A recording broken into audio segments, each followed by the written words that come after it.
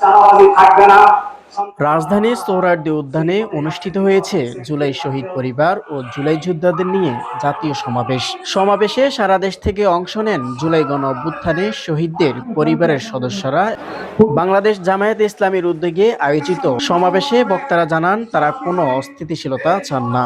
70% মানুষের রায় মেনে নিন, গণভোটের রায় বাস্তবায়ন করুন। যদি না আমাদের লড়াই সংসদের ভিতরেও চলবে, খোলা ময়দানেও চলবে ইনশাআল্লাহ। এবং আল্লাহর পর ভরসা করে বলতে পারি এই লড়াইয়ে জনগণের বিজয় হবে ইনশাআল্লাহ। 2-3 দিনের মধ্যে সংস্কারের যে কথাগুলি আছে সেটা বাস্তবায়ন করেন। কেউ বলছে সংস্কার, কেউ বলছে অ্যামেন্ডমেন্ট।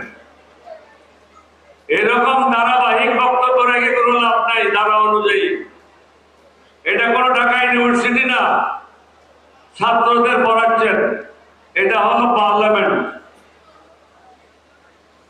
যার যে বক্তব্য রাখার কথা সে বক্তব্য রাখতে পারে না। এক মন্ত্রীর বক্তব্য অন্য মন্ত্রী রাখে।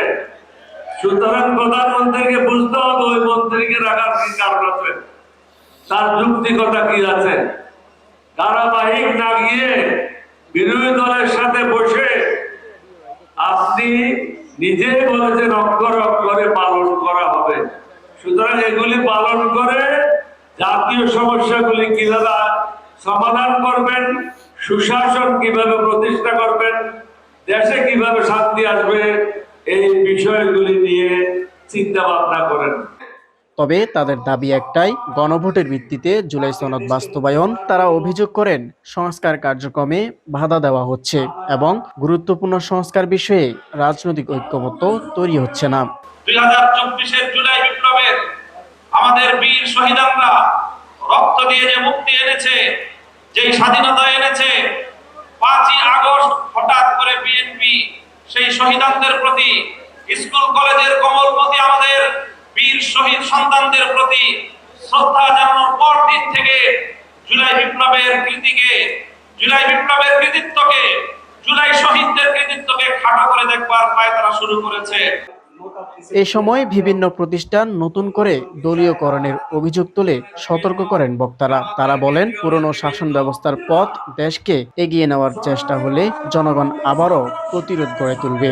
সমাবেশে জ্বালানি সংকট, অর্থনৈতিক পরিস্থিতি এবং আইন শৃঙ্খলা পরিস্থিতির অবনতির বিষয়টিও উঠে আসে।